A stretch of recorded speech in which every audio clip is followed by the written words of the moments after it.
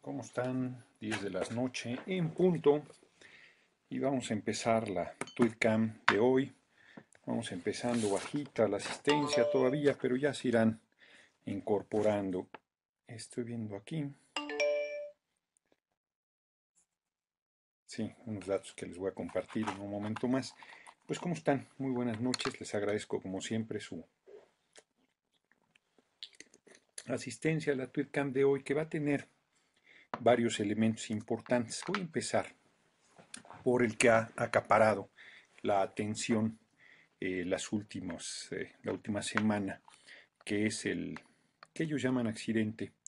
Desde un principio era evidente que había sido una explosión, no en la torre de Pemex, sino en el edificio B2, que es un edificio de 12 pisos dentro del complejo de las oficinas centrales de Petróleos Mexicanos, donde nunca ha habido un accidente de esa magnitud con tal nivel de pérdida de vidas, donde por supuesto no tiene por qué haber gas metano, y que desde un principio varios planteamos por la situación que se percibía que había sido una explosión. Eh, Dijeron que no se especulara, que era una irresponsabilidad, que no sé cuántas cosas, y al final salieron con su batea de babas que efectivamente, lo obvio, era una explosión. Pero no puede ser una explosión por gas metano. Hay quien insiste que el gas metano en estado natural no tiene olor. Hay quien insiste que el gas metano sí tiene olor y que apesta a huevo podrido y que por lo tanto deberían haberse dado cuenta del grado de concentración del gas antes de que generara una explosión de esa naturaleza, pero es insustancial ese debate, porque lo que ahí hubo es una explosión, y es una explosión no de gas, sino de un artefacto que explotó. Eh, si el gobierno inútil de Peña Nieto niega esta situación evidente, a mí me parece, a los ojos de cualquiera que ponga atención al tema, quiere decir que no está dispuesto, primero, a reconocer que fue un artefacto explosivo, y no quiere reconocerlo porque no quiere decir la procedencia de ese artefacto. Hay que plantear con mucha claridad que el estacionamiento, el sótano del B2 es un estacionamiento, y es un estacionamiento de los altos funcionarios de Petróleos Mexicanos. Si cualquiera de ustedes quiere ir a estacionarse a la Cámara de Diputados, al subsuelo, pues no puede pasar, porque hay una credencial especial para los diputados para que puedan pasar. Las visitas solo pueden pasar si han sido autorizadas. Sus vehículos son revisados, como les consta a quienes han acudido a visitar la Cámara de Diputados. No he ingresado en vehículos porque la gente ingresa en términos generales a pie. Bueno, pues los altos funcionarios de Pemex, su estacionamiento pues tiene niveles de control, yo creo que mayores que los de la Cámara de Diputados, así es que no entra ningún hijo de vecina. Los funcionarios de Pemex no son revisados. No, no digo que ellos hayan metido el artefacto. Lo que estoy diciendo es que es muy difícil el acceso a ese estacionamiento. La inmensa mayoría de los trabajadores que están en oficinas centrales no tienen acceso a ese estacionamiento. Y por lo tanto, y además hay cámaras que filman permanentemente pues, esa área. Y por lo tanto, pues tienen toda la información. Si el gobierno inútil de Peña Nieto se niega a reconocer el hecho de la explosión no causada por gas, sino por un artefacto, quiere decir que está encubriendo el hecho y encubriendo al responsable de esa explosión. Que cada quien tome sus conclusiones. Me dirán que qué pruebas tengo de que fue un artefacto. La versión del gas es absolutamente ridícula. El nivel de concentración de gas necesario para una explosión de esa naturaleza es, o sea, no tiene ninguna manera en un espacio abierto, un espacio con ventilación, porque no es una caja cerrada el estacionamiento del edificio B2. Ya han también salido pues, muchos elementos. La UNAM, como ha sido, pues, la UNAM dijo que está bien lo del IFE, que está bien ese tema de cómputo, ha dicho barbaridades antes, no tendría por qué no decirlas ahora, en un hecho verdaderamente vergonzoso y lamentable. Entonces, ahí sigue habiendo una situación muy oscura en la explicación de lo que realmente se dio. Eso no fue un accidente, es un hecho muy, muy serio y me parece que el gobierno se le va a caer el teatro más temprano que tarde porque su versión de los hechos es ridícula, no se sostiene, los medios han estado manipulando, porque ante la presión de las preguntas Murillo Cara me ha dicho, bueno, es una posición preliminar, nadie ha dicho que es la versión definitiva, y sin embargo los medios salieron a decir al día siguiente, no fue atentado, accidente, ¿por qué aclarar que no fue atentado? Simplemente con decir fue un accidente era suficiente. Explicaciones no pedidas de más de un medio de comunicación. Cualquiera que quiera analizar con tranquilidad el asunto, hay más preguntas que respuestas y, es evidente que la versión es, si no insostenible, muy, muy endeble. Ese es un tema que ahí está para su discusión y que va a seguir porque más es una tragedia terrible, 36, 37 personas muertas, no hay ningún antecedente de una situación de esa gravedad, mucho menos en oficinas centrales de Petróleos Mexicanos, ni ninguna oficina del país y es muy serio el hecho y se da ciertamente en el contexto del intento de privatización de Petróleos Mexicanos, que es un tema al que voy a entrar. Antes de entrar a ese tema, les tengo datos muy fuertes, realmente elementos muy sólidos para el razonamiento al respecto. Quiero comentar lo que ya dije hace unas semanas. Yo viajé fuera del país el día 7 de diciembre, si mal no recuerdo,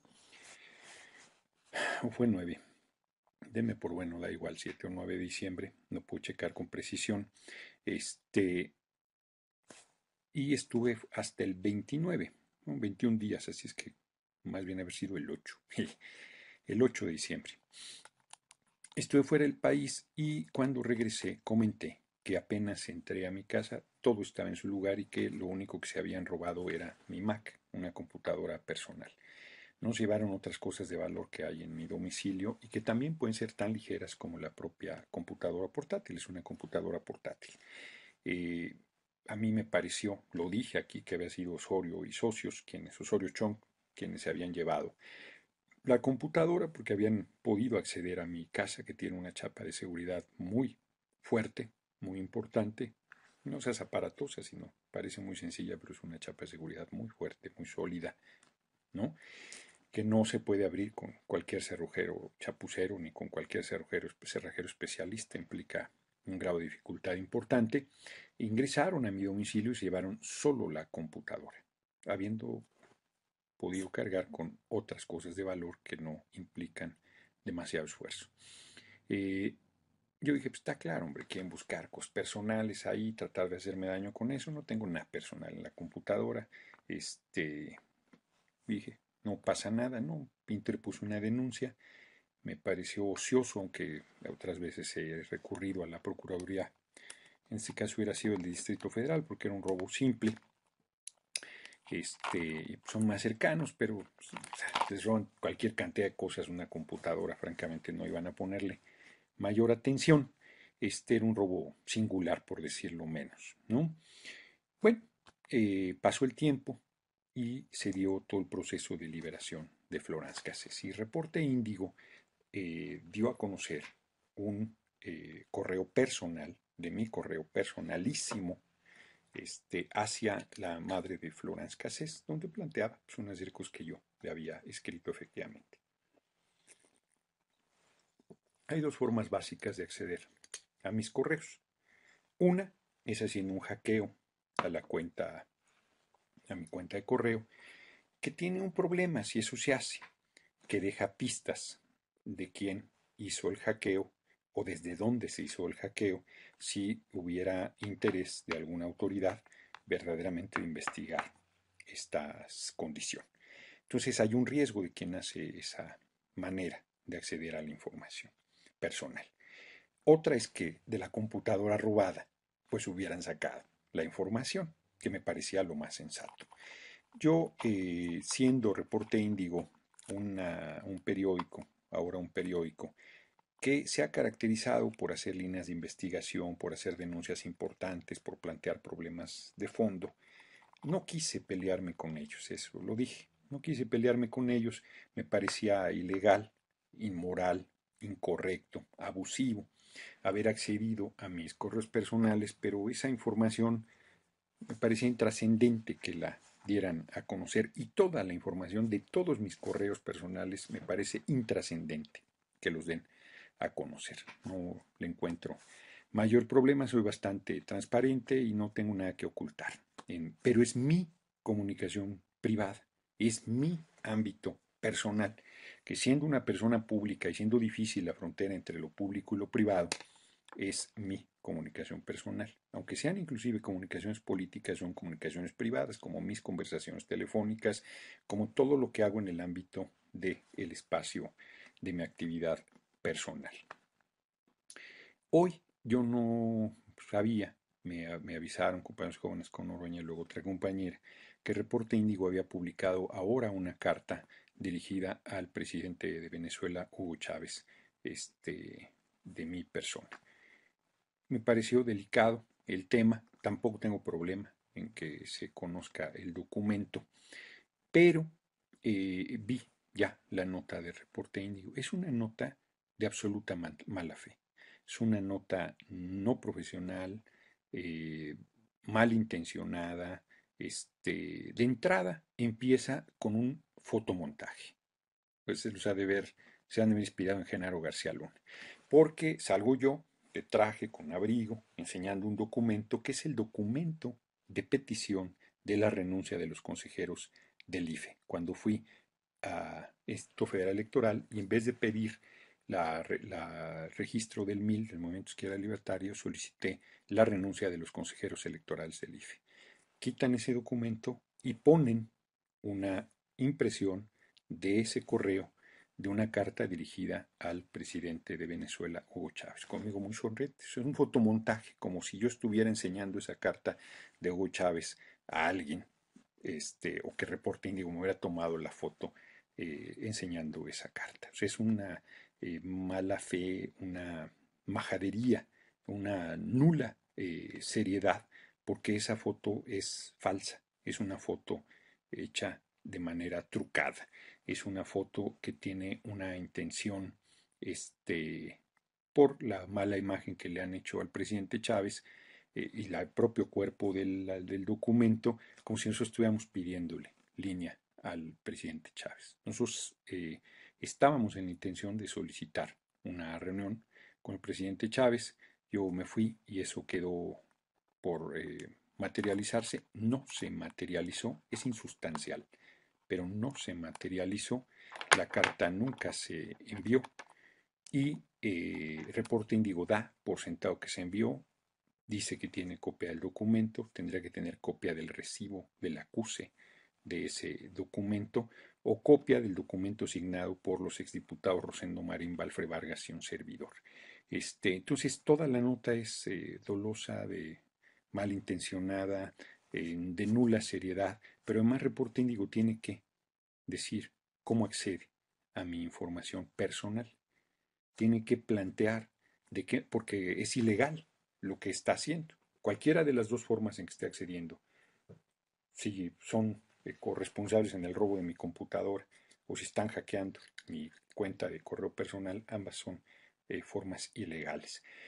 Que de Reporte Índigo hubiera hecho uno u otro, que hubiera decidido porque en este momento por Venezuela, por lo que sea, publicar esa carta porque le pareciera periodísticamente importante al margen del cuestionamiento sobre cómo obtuvo esa información, que lo hizo de manera ilegal, o que hubiera usado, como lo hizo lo de Florence Cassés, uno u otro, me parece que mi respuesta habría sido la misma que di al principio con lo de Florence Cassés, o si hubiera sido esta carta la que hubiera dado a conocer.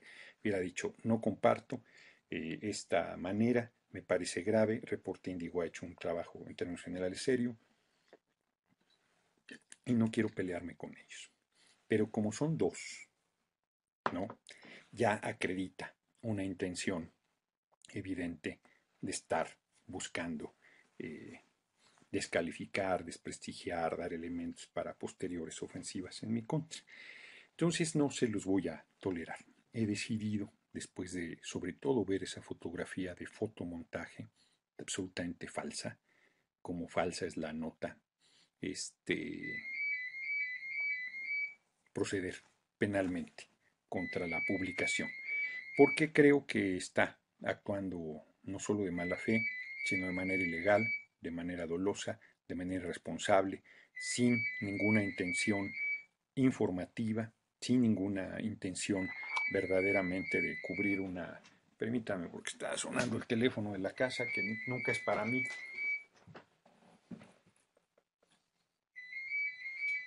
Ay, caray, se quedó en otro lado. Bueno, pues que siga sonando entonces, porque se quedó aquí fuera de mi alcance.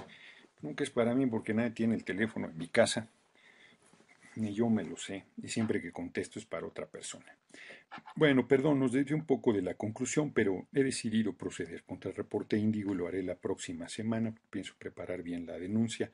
Había pensado buscarlos originalmente, hablar con ellos, pero después de ver esa foto me pareció una majadería, me pareció evidentemente una determinación de búsqueda de hacer daño. No lo logran, pero no les toleraré esa forma abusiva en mi contra. Entonces, y tendrán que explicar si tienen algo que ver con el robo de mi computadora, que francamente yo sigo pensando que fue el gobierno de Peña Nieto y que le están dando la información a Índigo para ir preparando el camino. Además, no deja de ser, nada es casual. Yo voy a dar elementos en contra de la privatización en petróleos mexicanos y justamente voy a utilizar el modelo que se siguió en Venezuela. Porque la línea que Venezuela nos ha dado, la voy a mostrar, es este libro. Antes de que se me olvide, de Ali Rodríguez Araque, y el propio libro sobre el proceso de privatización en Venezuela, que eso lo tengo ya de varios meses, me llegó recién, me llegó en diciembre en realidad, pero no lo había podido recoger. Es un libro extraordinario que no son memorias, pero sí son de Ali Rodríguez Araque, que es un viejo luchador comunista, 17 años en la guerrilla de 1963 a 1980,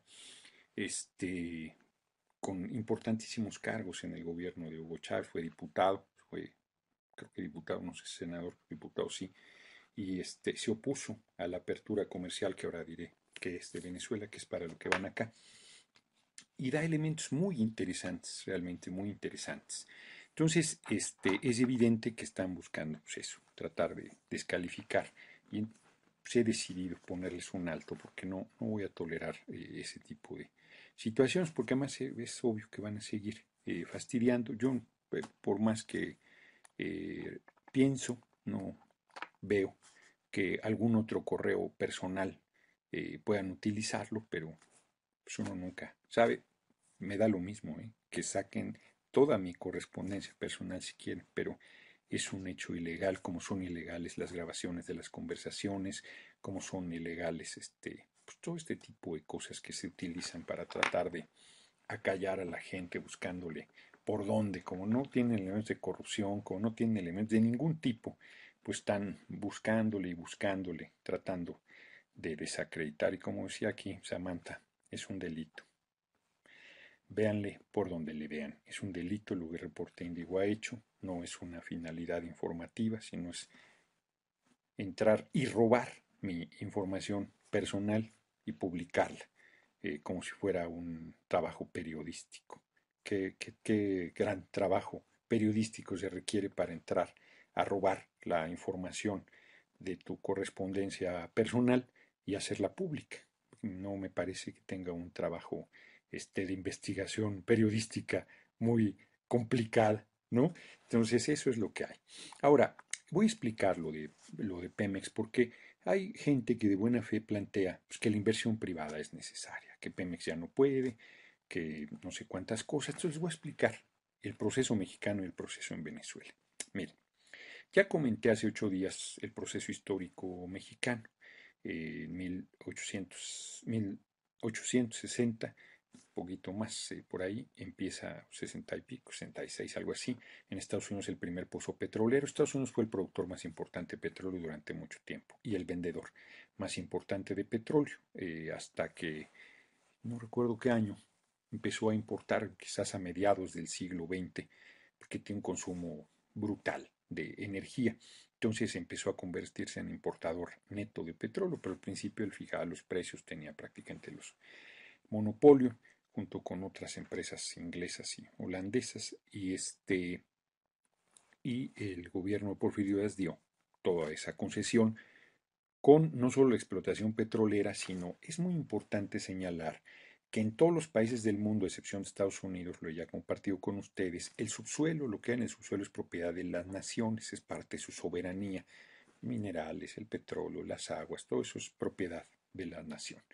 Por lo tanto, en México, si hay petróleo en su suelo, se le pertenece a la nación.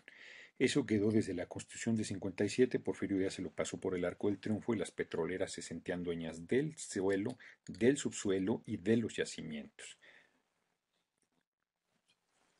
Cuando en 17 se da la revolución y el marco de la nueva Constitución, el marco del proceso revolucionario. El artículo 27 reivindica el subsuelo y dentro de eso el petróleo como propiedad de la nación y por lo tanto les dice a las petroleras, tú tienes una concesión para explotar, pero el petróleo, eso nos pertenece. Tú puedes durante 30 años explotarlo, pero si en 30 años no te lo acabas, lo que quede ahí es nuestro. Y las empresas decían, no, todo lo que está ahí es mío. Entonces fue una discusión permanente, la elaboración de la ley reglamentaria nunca fue posible porque las empresas presionaban a tal grado de tratar de provocar golpes de Estado, sin duda de generar el no reconocimiento del gobierno de Estados Unidos a los gobiernos revolucionarios. De 1917 a 1938 nunca se pudo hacer efectivo el artículo 27 constitucional. Y como ya lo mencioné, aparte de esto, que lo digo muy rápido, es hasta 38 con la expropiación petrolera que se recupera en realidad el petróleo, los yacimientos, se indemniza correctamente a las transnacionales del petróleo y se hizo porque se negaban a dar un aumento salarial que correspondía perfectamente a los trabajadores y que la propia Suprema Corte de Justicia de la Nación en última instancia dio la razón a los trabajadores mexicanos. O sea, las empresas petroleras, pues no, y además cada que se les pedía un pago mayor de impuestos y de regalía, pues se negaban, se rebelaban, decían que estaban a punto de quebrar, que era abusivo.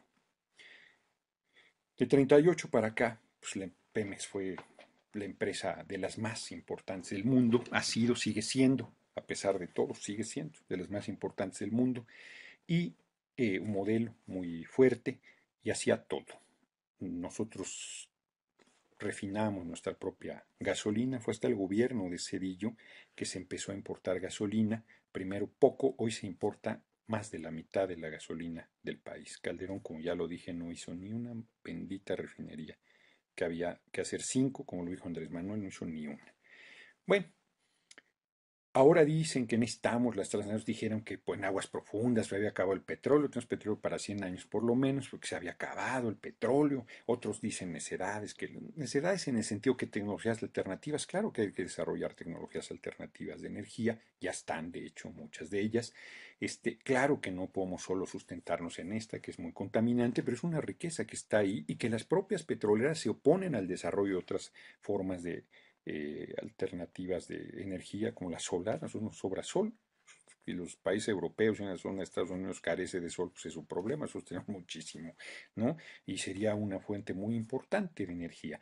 Pero eso no quiere decir que vayamos a regalar la energía petrolífera que tenemos, pues ¿por qué la vamos a regalar? Entonces es una energía que debe seguirse utilizando y que es una riqueza nuestra. Esto es en México. En Venezuela no fue así. En Venezuela fueron avanzando. A principios del siglo XX hicieron una primera legislación para ver que las petroleras dieran un poco más de pago de impuestos. Fue hasta 1943. Ellos no expropiaron, ellos nacionalizaron hasta los 70 y fue una nacionalización de acuerdo con las petroleras que les convino que les pagaran lo que ellos ya habían ganado.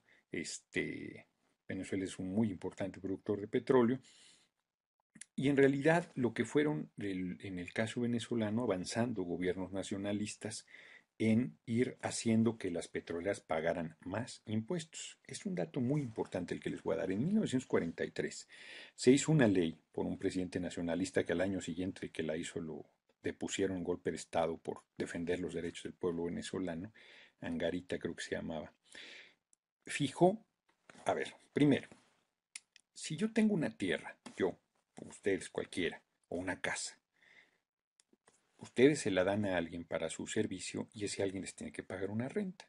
Pues es un derecho que se tiene. La renta es el usufructo de una propiedad que uno tiene, ¿no? Si usted es un rancho, pues les cobra una renta, o si es una casa, o si es cualquier cosa de esa naturaleza. Es la renta el derecho del rey era en realidad. En este caso ahora el pueblo es soberano, es un derecho que se cobra a través del Estado o los particulares cuando son propietarios de algo que dan en arrendamiento. Bueno, el petróleo, la tierra para la explotación del petróleo también implica una renta, una regalía. En el caso de Venezuela, en 1943 lograron llevarla al 16.6%, la regalía. A un sexto en realidad, me estoy equivocando, a un sexto era. De cada, pues es igual, más o menos. De cada 6 barriles, uno era para Venezuela y los otros 5 para la petrolera, ¿no? Ese era el derecho de la renta, de la regalía. Llegó a 16.6% en 1943. Y el impuesto sobre el producto de la renta es un impuesto muy alto. Es muy alto porque el mayor negocio del mundo es el petróleo. No hay mejor negocio. El petróleo es porque mueve al mundo literalmente y solo algunos países son productores de petróleo. Y todavía menos países son productores de petróleos o refinadores y productores de toda la petroquímica y todos los procesos derivados, incluido la refinación de gasolinas y de combustibles, tanto para aeronaves, para barcos, para todo lo que se mueve con energía fósil, la inmensa mayoría. Entonces mueve al mundo y por lo tanto es un producto de gran nivel de comercialización y de tal gran nivel de riqueza, generación de riqueza. Nueva York es una ciudad generada en buena medida por el petróleo venezolano, mexicano y de otros lugares, propio Estados Unidos también. Los Rockefeller de ahí hicieron su fortuna. Entonces vuelvo al tema. 60% de impuestos sobre el producto de la renta en 1943. Y fíjense, siendo un sexto, 16.6% la regalía y 60% el impuesto sobre el producto de la renta, las petroleras dijeron sí, porque más no son acumulativos. La regalía es fija, pero el impuesto sobre el producto de la renta pues tiene montones de deducibles, ¿no? Ustedes saben que se hacen regímenes fiscales especiales que les permiten deducir cualquier cantidad de cosas para no pagar realmente los montos, a tal grado que aquí lo hemos dicho, Bimbo paga 2% de impuesto sobre el producto de la renta, FEMSA, Maseca, Cemex pagan 2%, aunque deberían pagar el 30% de impuesto sobre el producto de la renta. Igual las petroleras tienen mecanismos para no pagar el 60%, pero aún así, como pueden ver, es un impuesto alto e insisto, no acumulable. No es el 60 más la regalía más, no. Es la regalía y según cómo se defiendan, que se defienden siempre bien las transnacionales para no pagar el 60% del impuesto, pero aunque pagaran el 60% del impuesto, sus ganancias serían altísimas. Es un negocio muy, muy rentable. Bueno, en 1943 se hace esto. En 1970 se hace la nacionalización y siguen en términos generales con los mismos esquemas las petroleras. En 1990, en los 90, se hace la apertura comercial en Venezuela.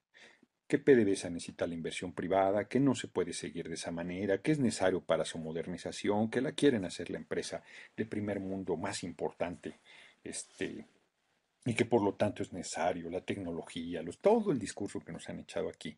Y entonces está el debate de esa apertura comercial.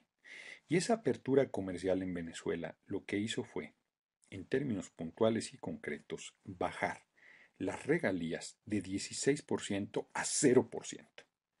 Fue tal el escándalo en el debate que entonces lo que era el PRI y el PAN de allá, los ADECOS y no me acuerdo cuál es el otro partido, eran los dos partidos tradicionales, el PRI y el PAN de Venezuela, modificaron y en vez de que quedara en 0% la regalía, fíjense, renunciaban a toda regalía, a todo derecho de renta, para que quede claro otra vez. Lo pusieron en 1%.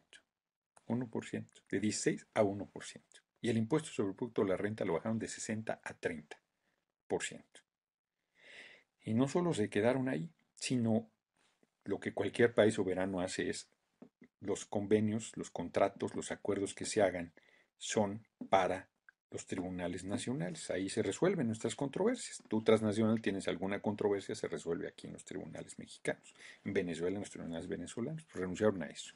Se fueron al tribunal sobre cosas de comercio en París o a los tribunales de Estados Unidos o del lugar de asiento de la transnacional. Los contratos mismos de la apertura comercial están en inglés. Solo 2 diputados votaron en contra en Venezuela, Ali Rodríguez y otro. Todos los demás, todos votaron a favor de esa apertura comercial. Cuando llega Hugo Chávez a la presidencia de la República, la Corte, que era también una pandilla de canallas como aquí, antes de que asumiera el poder, dice, son legales los contratos que se hicieron con las transnacionales y la apertura comercial, a pesar de que era inconstitucional, porque violaba estas leyes y la Constitución venezolana. Como pueden ver, totalmente contra los intereses. Ali Rodríguez ni siquiera se oponía a la inversión extranjera. Lo que decía es, oigan, pues esos contratos deben respetar el 16% de la renta, de la regalía, y el 60% del impuesto sobre el producto de la renta. No, ya no va a haber inversión privada, se van a ir, no sé qué. Bueno, Hugo Chávez recupera la interés de los venezolanos y plantea volver al impuesto que se puso no a la regalía, que subió del 1% al 34%, la regalía, 33.33. Y el impuesto sobre el producto de la renta no regresa a 60, se queda en 50. Todos dijeron que no iba a haber ya inversión privada. Ahí sí, en las transnacionales del petróleo en Venezuela, con ese esquema. 33% de regalía, que no es acumulable, insisto, y 50% de impuestos sobre el producto de la renta. Es tan rentable el negocio que aún así siguen, claro, intentaron el golpe de Estado de 2002, hicieron el golpe petrolero de parar toda la empresa PDVSA por 2 meses sin la gasolina, les pusieron un problema serio. Los altos mandos de la empresa, porque además eran pues, con otra visión, no eran con la visión de los de Pemex, que fue un proceso de reivindicación nacionalista. Todo. Son procesos en ese sentido diferentes, pero iguales en cuanto a las transnacionales y toda su rapacidad. En México no se necesita esta apertura comercial. No necesitan esos contratos, ya están. Los contratos incentivados ya están. Están en perforación, están en explotación, están en refinación, importamos la mitad de la gasolina. Tienen el control de lo que quieran. Les dieron, como ya dije, los pozos en Tabasco, en tierra firme, que había descubierto petróleos mexicanos. O sea, han hecho un remate brutal de petróleos mexicanos, la han ahogado. A PDVSA la usaban de pantalla para lo que correspondía a impuesto sobre el producto de la renta y todo lo pagaba PDVSA, no la pagaban las transnacionales. Entonces era bonito porque mantenían de parapeto a la empresa venezolana y las empresas transnacionales se llevaban la tajada del león. Aquí quieren igual con Pemex mantener el puro parapeto porque pues, ahí la tienen, pero es el cascarón, la han venido por dentro acabando. Han entregado todo eso. Lo que se hizo en los 90 en Venezuela ya se hizo aquí. No requieren la última reforma que hizo Calderón en el 2008. Pues pasó todas esas cosas, ¿no? Se han ido avanzando en todos esos terrenos. Lo que ahora quieren hacer en Petróleos Mexicanos es muy simple y les voy a decir cómo lo van a querer enmascarar. Lo que quieren hacer es entregar los yacimientos petroleros. Dicen, no, no vamos a privatizar Pemex. No, pues ya está entregado todo eso. Lo único que les falta por tomar el control es volver al viejo debate del siglo XIX y principios del XX de a quién le corresponden los yacimientos petrolíferos. Y se los van a entregar a las transnacionales. ¿De qué manera se los van a entregar? De una manera muy sencilla. Hacen acciones para las bolsas de valores del mundo y esas acciones son de los yacimientos. Esas acciones compran parte de los yacimientos y de esa manera los yacimientos de petróleo dejan de pertenecer al país.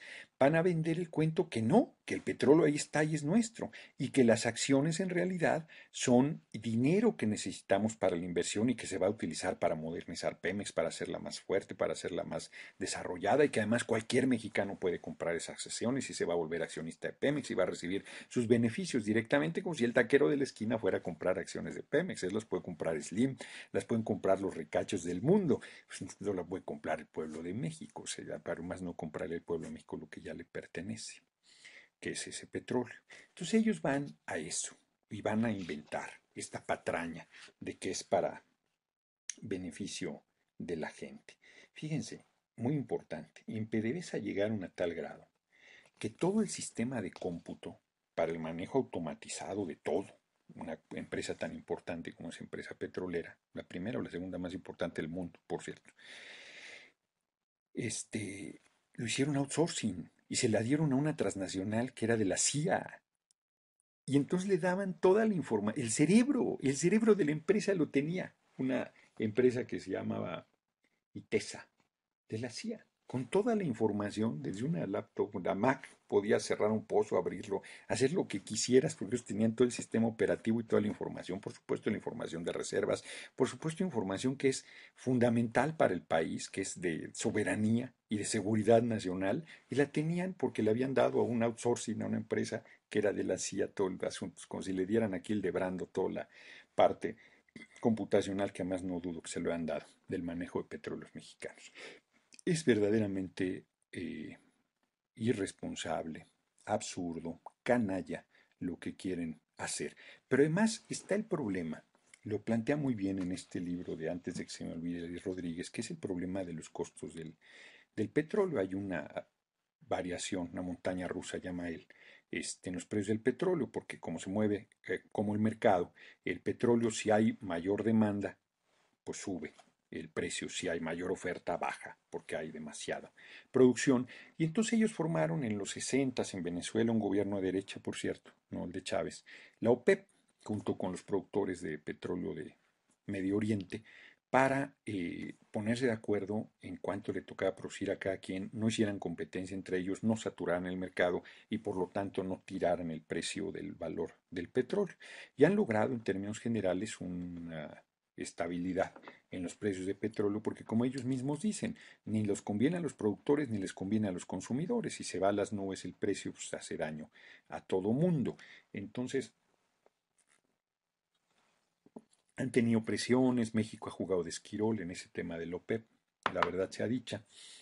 Estados Unidos lo ha utilizado, en su momento utilizaba Venezuela contra México también, o sea, eso se ha dado.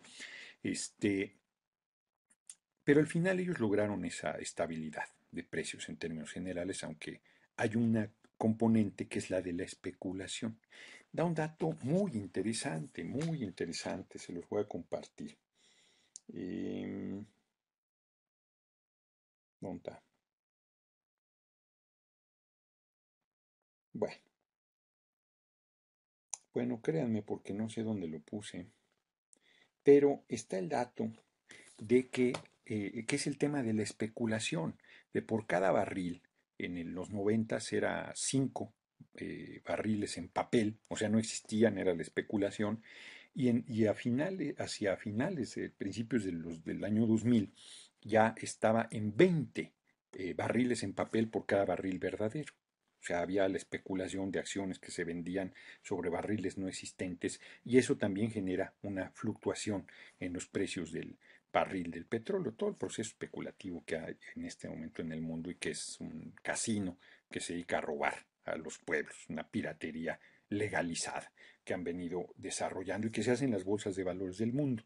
Por eso es muy grave el hecho de que quieran hacer acciones con los yacimientos petrolíferos, porque la garantía no va a ser Pemex, no va a ser acciones sobre Pemex, sino sobre, si ya ellos mismos dicen que Pemex no vale nada, que es una carcacha que está toda hecha a pedazos, que está corrompida, que se cae a cachos, o sea, lo que vale es los yacimientos petroleros, el petróleo que está en el subsuelo, y eso es lo que quieren entregar a las transnacionales y a los ricachos del mundo vía las acciones, que el propio Baboso de Cuadri lo comentó, porque es brutalmente neoliberal y un boquiflojo. Además, esa es la verdadera intención que tienen, ese es el proceso y el paso que quieren dar en la supuesta reforma energética, lo cual Videgaray le sabe mucho porque su tesis de doctorado es sobre el petróleo. Desde el punto de vista de los manejos financieros es un vendepatrias, es un tipo muy capaz, pues un vendepatrias. Videgaray, igual que Enrique Peña Nieto. Entonces, la especulación es un problema muy serio pues, que se tiene que detener y que si México entra en esas características, pues no solo no se detendría, sino más daría el beneficio a las transnacionales, entregaría una de las riquezas más importantes que nos corresponden, porque yo quiero comentar varias cosas que insistentemente se plantean y que vale la pena tenerlas claras. Es que el sindicato petrolero es corruptísimo, con toda la corrupción que hay del sindicato, de los políticos que gobiernan el país en turno, Calderón en su momento, su familia, Fox en su momento, su familia, ahora será Peña Nieto, su familia, anteriormente Cedillo y su familia, Salinas, otro canalla. Todos esos han, por supuesto, saqueado a petróleos mexicanos y a pesar de eso aporta el 38% del presupuesto nacional. Pemex es tan fuerte que puede cargar toda esa corrupción y seguir apuntando el 38% del presupuesto nacional. Hay que limpiar toda esa corrupción, sin duda. ¿Se limpia con las transnacionales? No.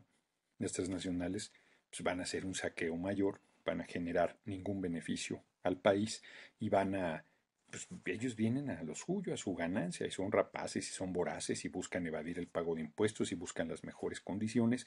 Y el gobierno de Peña Nieto pues, no le interesa cuidar el patrimonio nacional, no le interesa que aporten al presupuesto nacional. Ellos van a sus propias empresitas, a sus propias comisiones, a su propia parte de la tajada del saqueo y no les importa ninguna otra cosa.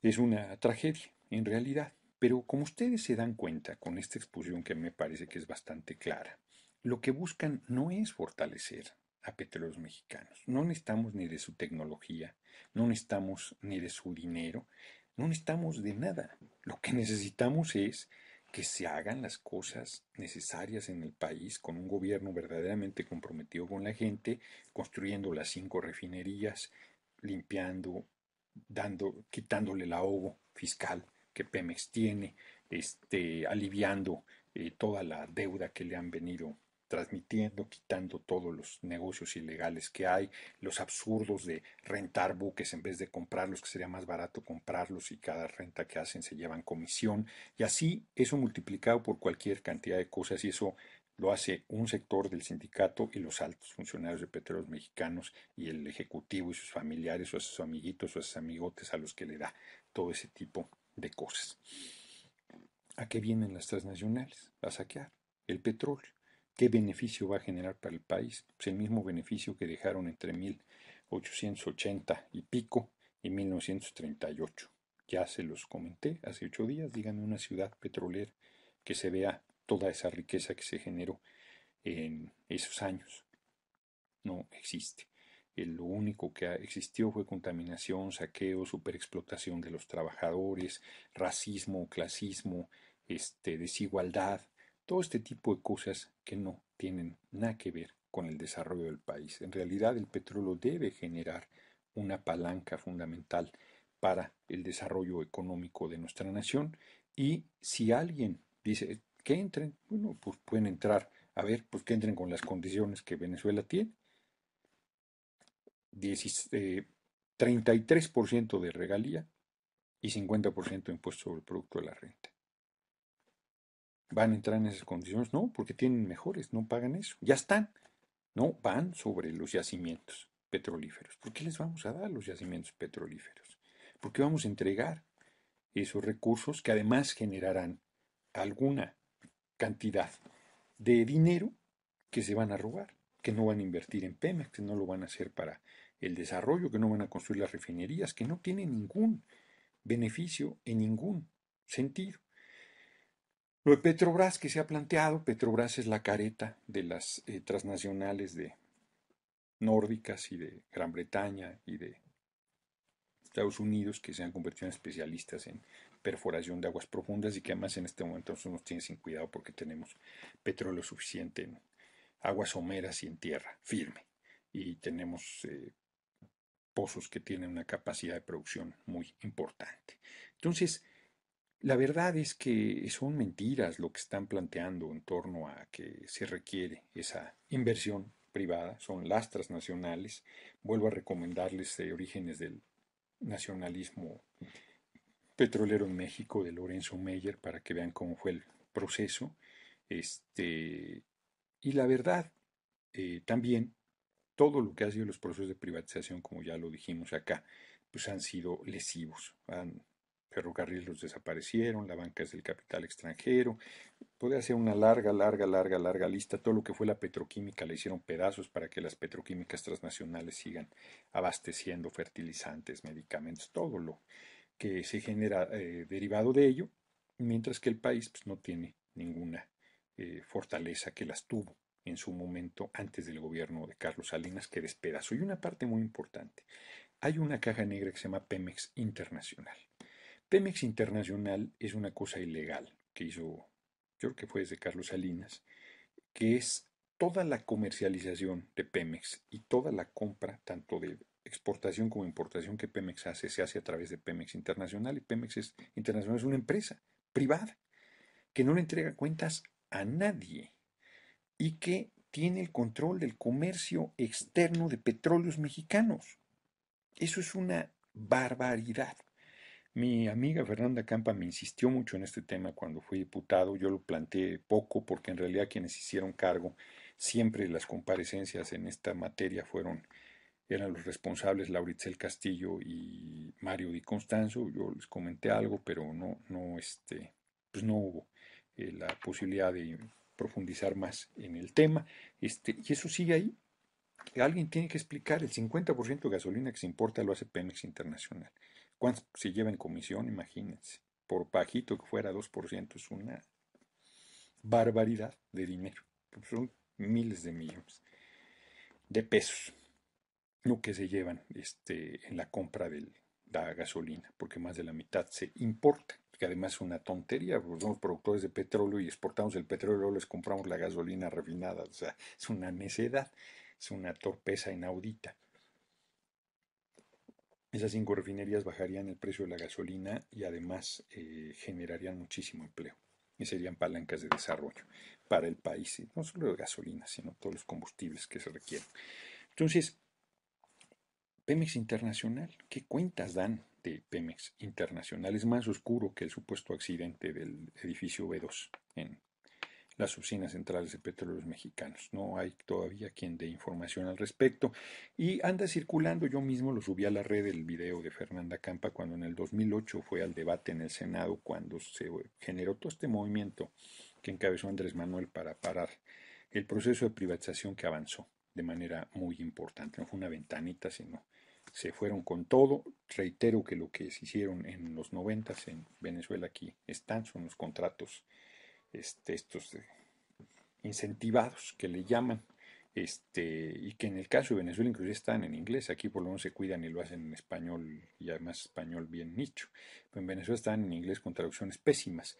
Todo eso es un saqueo terrible que tenemos que detener y que es necesario tomar conciencia y que la manera de tomar conciencia es documentándose, informándose. Yo de verdad lamento que no tengan acceso a este libro antes que se me olvide, porque la parte del petróleo es muy importante, pero no solo, es muy clarificadora del proceso en Venezuela y de lo que ha venido sucediendo en este hermano país, la verdad.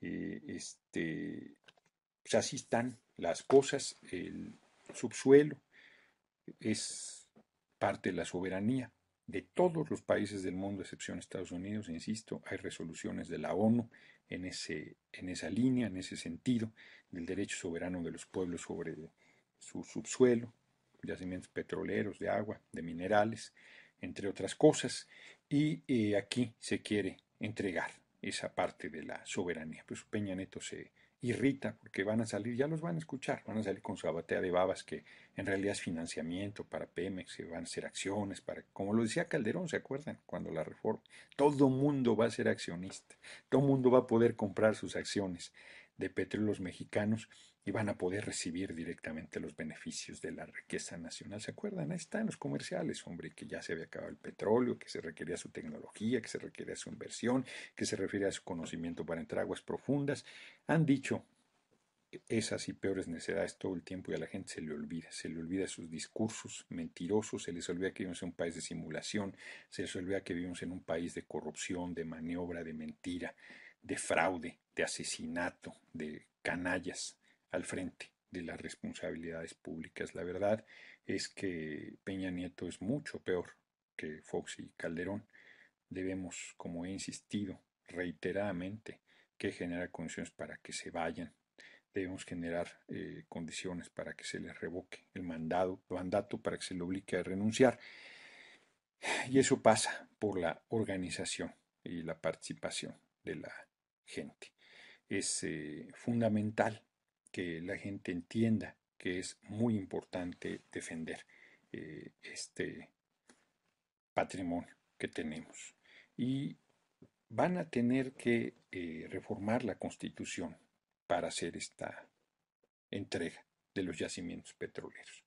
Yo no veo cómo lo puedan hacer con modificaciones a leyes secundarias, entonces es una tarea muy fuerte la que se plantean por delante, porque una reforma constitucional implica 2/3 de la Cámara de Diputados y de la Cámara de Senadores que se lo pueden obtener, y luego la mitad más uno de los congresos locales, y eso puede generar, no estoy pensando que los congresos tengan mucha resistencia a los cañonazos de dinero que les van a llegar y a las presiones y a las amenazas de muy diverso tipo, pero sí puede generar que el pueblo se levante en sus propios espacios para detener esta traición mayor a los intereses nacionales. La verdad es que yo paré, inclusive pensaba desde ayer volver a la redacción de mi libraco y lo detuve porque lo debía haber terminado ayer y no lo puedo terminar, me faltan unas poquititas hojas. Yo espero terminarlo hoy en la noche, estas memorias, porque me pareció muy importante, me da información muy fuerte, muy clara del proceso que se dio pues, en esta empresa, la primera o la segunda más importante del mundo, con yacimientos muy importantes, y que ahí están las transnacionales. O sea, fíjense, yo estoy en contra de la presencia de las transnacionales. En el caso de Venezuela ahí están, pero están pagando 33% de regalías y 50% de impuestos sobre el producto de la renta, con las maniobras que puedan hacer para disminuir el monto del pago del impuesto sobre el producto de la renta.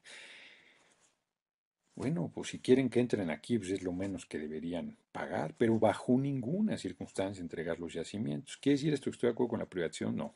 ¿Quiere decir eso que estoy de acuerdo con la presencia de las transnacionales? No. ¿Quiere decir esto que me allano a estos planteamientos? De ninguna manera. Simplemente estoy diciendo lo que pasa en un país que dicen barbaridad y media y que tiene ahí a las transnacionales funcionando junto con PDVSA y que no les parece mal negocio pagar ese importante carga tributaria porque la ganancia es descomunal, que la ganancia es verdaderamente monstruosa, las que esas transnacionales se llevan. Y aquí lo quieren, como decía mi abuela, dado y arreempujado. Quieren quedarse con la leche y la vaca, ¿no? O sea, es increíble. Y que haya un disque gobierno que esté presto a entregar ese patrimonio, esa riqueza nacional, pues es verdaderamente canalla, es una vergüenza, es inaceptable, es muy censurable y tendremos pues que abrir los espacios de debate, de claridad, de información, de comunicación, de tal manera que la gente pueda tener una idea muy clara de lo que está en juego, de lo grave del asunto y de lo importante de ponerse en movimiento para evitarlo. Morena ayer planteó una voluntad, ya lo había dicho también Andrés Manuel, de ponerse al frente de la defensa del petróleo mexicano. Yo creo que lo va a hacer, pero creo que lo va a hacer con mucho más fuerza y debemos estar ahí lo acompañaremos al todo el movimiento que en el 2008. Otra vez lo de el paro me parece que es el arma más importante. Estaba viendo una biografía de Gandhi, de Roman Roland, extraordinaria, y reivindicando las cosas de la desobediencia civil. Qué tipo más excepcional Gandhi, qué claridad, qué valentía, qué fuerza del planteamiento, porque las cosas funcionan porque obedecemos, si desobedeces no funciona nada.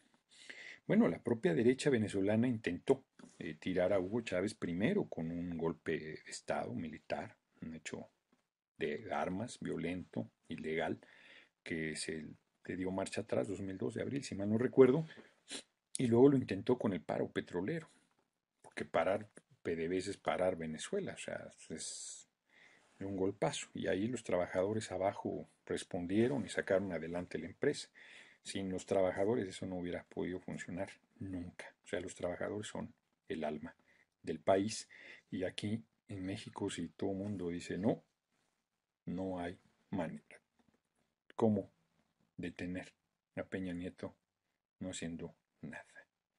Ese es el paso, la desobediencia civil absoluta, el compromiso mayúsculo que no implica ningún acto de violencia, que no implica ninguna confrontación con las fuerzas militares, que no pone en riesgo la vida de la gente, sino que es un acto de pleno derecho, de plena convicción, de plena conciencia y que además lleva implícito el reclamo de la exigencia de la renuncia de quienes desgobiernan el país. Entonces, ahí está la herramienta, ahí está el planteamiento, ahí está información, yo creo que es importante, muy importante. No estuve viendo las preguntas porque pues era mucha la información que yo tenía. Y además pues había ahí una bola de trolebuses que tenían intención de desviar la atención. Pues no iba yo a caer en esa niñería de provocación y era fundamental dar la información. Pues recomendaciones de lectura en los últimos 4 minutos, se va a empezar a bajar rápidamente. Pues de antes de que se me olvide lo recomendaría. El problema es que cómo le hacen para conseguirlo, porque me lo mandaron de allá, no sé si por internet se pueda comprar. Realmente vale la pena el libro, porque además, como el hombre estuvo 17 años en la guerrilla, te da una visión, cosas clarísimas que pasaron con partidos de izquierda que se pusieron a colaborar con la derecha y se los llevó el demonio. El PRD debería leer eso para ver, para que vea lo que le va a pasar en el futuro. Se les va a llevar la tía de las muchachas por traidores al pueblo y por calorcitos de la cúpula, porque hay gente valiosa, en el PRD muchísima, en el PRI y el PAN hay, pues las cúpulas están totalmente entregadas. Lo comentaba en un Twitter por escrito, lamentable en la parte electoral. Por un lado, el PRD apoyando al PAN en Baja California, al gobierno del Estado, háganme favor, ha sido un retroceso brutal, el último gobierno panista verdaderamente miserable. Claro, no voy a apoyar a Han Ron, ¿verdad? Pero hombre, ¿qué hace el PRD apoyando al PAN? El PT apoyando al PRI. La verdad es que el PT siempre tuvo una debilidad con el PRI, pero se la jugó con lealtad con Andrés Manuel. Rompió todas esas. Hubo un intento, me acuerdo, en algún estado, Chihuahua creo, entre el 2006 y el 2012 de ir aliado el PT con el PRI. Ya estábamos nosotros de diputados y ahí Andrés Manuel fue muy contundente y la dirección del PT, la verdad es que fue muy leal con Andrés Manuel, con todo, lo apoyó económica, política, de todas las maneras, se allanó y rompieron ese intento de alianza con el PRI y se mantuvieron leales a la izquierda. Y hoy pues van allá en Baja California con el PRI, lamentable, sin duda, pero bueno, pues también es parte de los procesos de deterioro que están en este momento en curso. Quintana Roo, el PRD, allá el alcalde Julián Ricalde impulsando la alianza con el PAN, si se ganó solo a Cancún con el PRD y ahora porque quiere Ricalde una alianza con el PAN, piensa que así va a ser gobernador, está perdido, o sea, realmente lamentable esa entrega, ese absurdo, ese pragmatismo feroz y brutal de las cúpulas del PRD, la idea de ir con el PAN en Quintana Roo, es el deterioro. Y luego la cúpula del PRD en lo del Pacto por México, que incluye todo este proceso de la privatización de petróleos. Ya hay diputados, senadores, diputadas, senadoras que han emitido un documento hace unos días en torno a esto del petróleo, que está bastante bien en términos generales. Pues va a depender de la fuerza social que logremos todos los que estamos en contra del remate del patrimonio nacional. Y ahí vamos a estar, y ahí vamos a estar con Morena, con Andrés Manuel, con PRD que está en la lucha, con el PT que está en la lucha, con el Movimiento Ciudadano, con sindicatos, con organizaciones sociales, con todos los que estemos en la defensa de la soberanía, pues ahí vamos a coincidir, no hay ninguna duda de ello.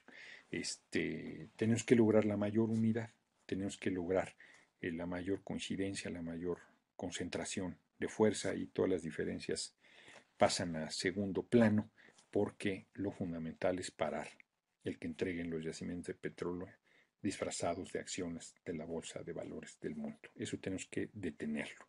Es necesario parar esto y para ello pues, va a ser fundamental la unidad en torno a este movimiento. Yo creo que pues ahí está planteado, ya son las 11 de la noche, ya ni les recomendé ninguna lectura. He estado leyendo muy buenos libros, ¿no? Muy buenos libros, la verdad. El propio de la señora Bovary, que está carísimo, 500 pesos, la última traducción del 2012. Bueno, pues habrán leído muchos Madame Bovary. Está bien la traducción de esta última, muy bien el libro. Y ya les iré platicando, porque he conseguido unos libracos realmente buenos. Me tuve que concentrar ahorita de trabajo de Ali Rodríguez antes de que se me olvide. Y voy a ver la manera, a ver si lo podemos subir por internet o si hay alguna forma de que pueda quien quiera pues, revisarlo, acceder a él, porque tiene información muy valiosa, aunque ya comenté alguna. Pues no le hice caso a los trolebuses, como puedan ver, ahí el viejito decrépito de siempre lo vi brincando todo el tiempo, pero pues, ni caso ya. Le hice, pobrecito, hay que darle su atolito con el dedo. Pues que pasen buenas noches, voy a grabar la Tweetcam para que pueda pues verla, escucharla quienes no pudieron acceder a ella. Más de 1000 visitas, 1050 por ahí anduvo, no me fijé bien. La verdad es que muy bien. Y pues hay que rolar la intervención de Fernanda Capa, hay que rolar la información y hay que estar firmes en la defensa del petróleo, que es patrimonio de todos los mexicanos. Mando un abrazo y pues ahí vamos.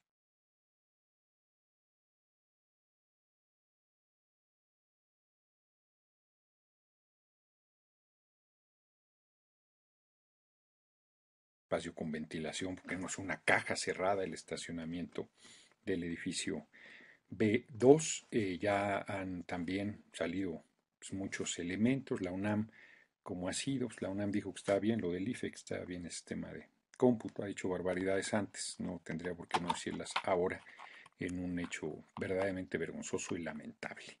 Entonces, ahí sigue habiendo una situación muy oscura en la explicación de lo que realmente se dio. Eso no fue un accidente, es un hecho muy serio y me parece que el gobierno se le va a caer el teatro más temprano que tarde porque su versión de los hechos es ridícula, no se sostiene, los medios han estado manipulando, porque ante la presión de las preguntas Murillo Cara me ha dicho, bueno, es una posición preliminar, nadie ha dicho que es la versión definitiva y sin embargo los medios salieron a decir al día siguiente no fue atentado, accidente, ¿por qué aclarar que no fue atentado? Simplemente con decir fue un accidente era suficiente. Explicaciones no pedidas de más de un medio de comunicación. Cualquiera que quiera analizar con tranquilidad el asunto hay más preguntas que respuestas y es evidente que la versión es, si no insostenible, muy endeble. Ese es un tema que ahí está para su discusión y que va a seguir porque más es una tragedia terrible, 36, 37 personas muertas, no hay ningún antecedente de una situación de esa gravedad, mucho menos en oficinas centrales de Petróleos Mexicanos, ni ninguna oficina del país y es muy serio el hecho y se da ciertamente en el contexto del intento de privatización de petróleos mexicanos, que es un tema al que voy a entrar. Antes de entrar a ese tema, les tengo datos muy fuertes, realmente elementos muy sólidos para el razonamiento al respecto. Quiero comentar lo que ya dije hace unas semanas. Evidente, a mí me parece, a los ojos de cualquiera que ponga atención al tema, quiere decir que no está dispuesto, primero, a reconocer que fue un artefacto explosivo y no quiere reconocerlo porque no quiere decir la procedencia de ese artefacto. Hay que plantear con mucha claridad que el estacionamiento, el sótano del B2 es un estacionamiento y es un estacionamiento de los altos funcionarios de Petróleos Mexicanos. Si cualquiera de ustedes quiere ir a estacionarse a la Cámara de Diputados al subsuelo, pues no puede pasar, porque hay una credencial especial para los diputados para que puedan pasar.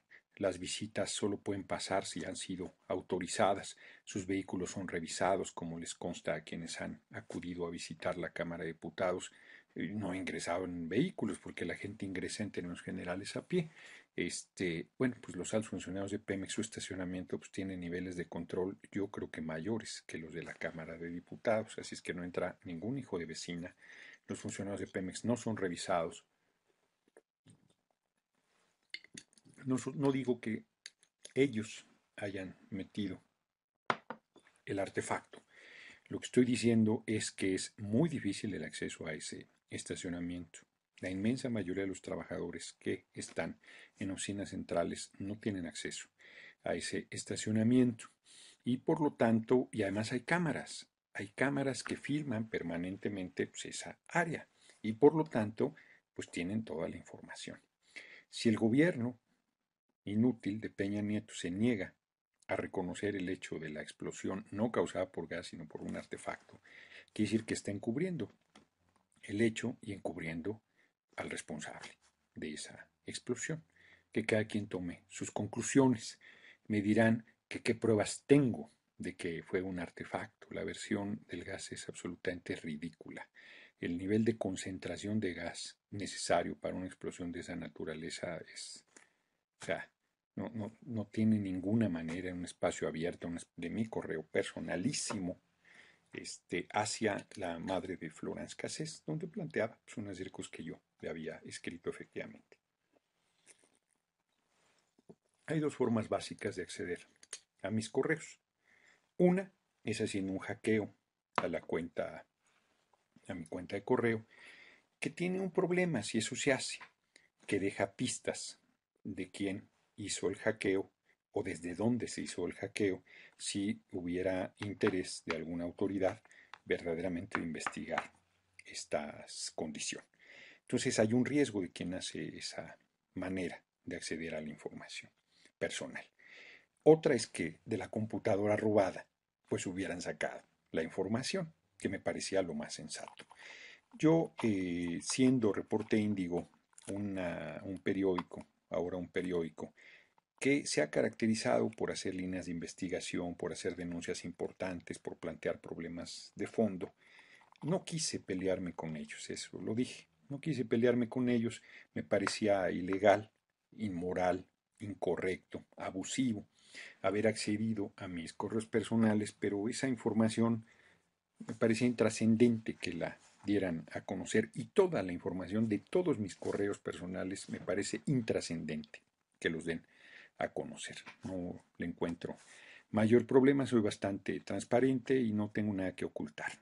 Pero es mi comunicación privada, es mi ámbito personal, que siendo una persona pública y siendo difícil la frontera entre lo público y lo privado, es mi comunicación personal. Aunque sean inclusive comunicaciones políticas, son comunicaciones privadas, como mis conversaciones telefónicas, como todo lo que hago en el ámbito del espacio de mi actividad personal.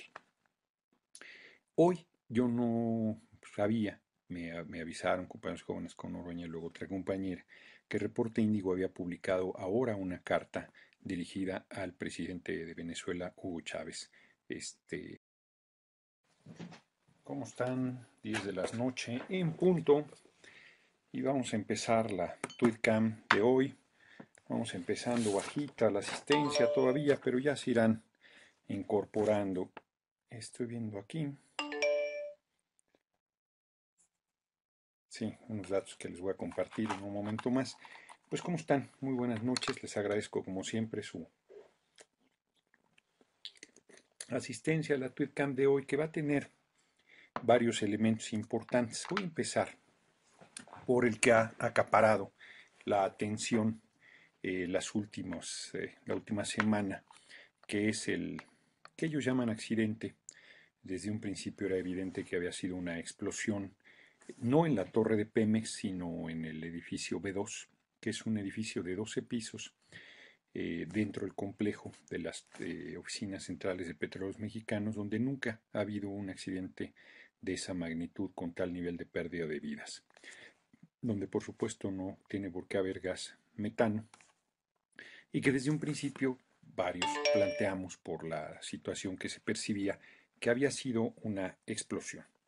Eh, Dijeron que no se especulara, que era una irresponsabilidad, que no sé cuántas cosas, que... Y al final salieron con su batea de babas que efectivamente, lo obvio, era una explosión. Pero no puede ser una explosión por gas metano. Hay quien insiste que el gas metano en estado natural no tiene olor. Hay quien insiste que el gas metano sí tiene olor y que apesta a huevo podrido y que por lo tanto deberían haberse dado cuenta del grado de concentración del gas antes de que generara una explosión de esa naturaleza, pero es insustancial ese debate, porque lo que ahí hubo es una explosión, y es una explosión no de gas, sino de un artefacto que explotó. Eh, si el gobierno inútil de Peña Nieto niega esta situación, yo viajé fuera del país el día 7 de diciembre, si mal no recuerdo, o fue 9, deme por bueno, da igual, 7 o 9 de diciembre, no puedo checar con precisión, este, y estuve hasta el 29, ¿no? 21 días, así es que más bien haber sido el 8, el 8 de diciembre. Estuve fuera del país y cuando regresé comenté que apenas entré a mi casa todo estaba en su lugar y que lo único que se habían robado era mi Mac, una computadora personal. Nos llevaron otras cosas de valor que hay en mi domicilio y que también pueden ser tan ligeras como la propia computadora portátil. Es una computadora portátil. Eh, a mí me pareció, lo dije aquí, que había sido Osorio y socios, Osorio Chong, quienes se habían llevado la computadora porque habían podido acceder a mi casa, que tiene una chapa de seguridad muy fuerte, muy importante.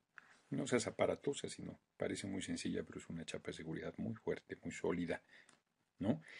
Que no se puede abrir con cualquier cerrojero chapucero ni con cualquier cerrajero especialista, implica un grado de dificultad importante. Ingresaron a mi domicilio y se llevaron solo la computadora, habiendo podido cargar con otras cosas de valor que no implican demasiado esfuerzo. Eh, yo dije, pues está claro, hombre, quieren buscar cosas personales ahí, tratar de hacerme daño con eso. No tengo nada personal en la computadora. Dije, no pasa nada, ¿no? Pinter puso una denuncia. Me pareció ocioso, aunque otras veces he recurrido a la Procuraduría. En este caso hubiera sido el Distrito Federal, porque era un robo simple. Son más cercanos, pero pues, les roban cualquier cantidad de cosas, una computadora, francamente no iban a ponerle mayor atención. Este era un robo singular, por decirlo menos, ¿no?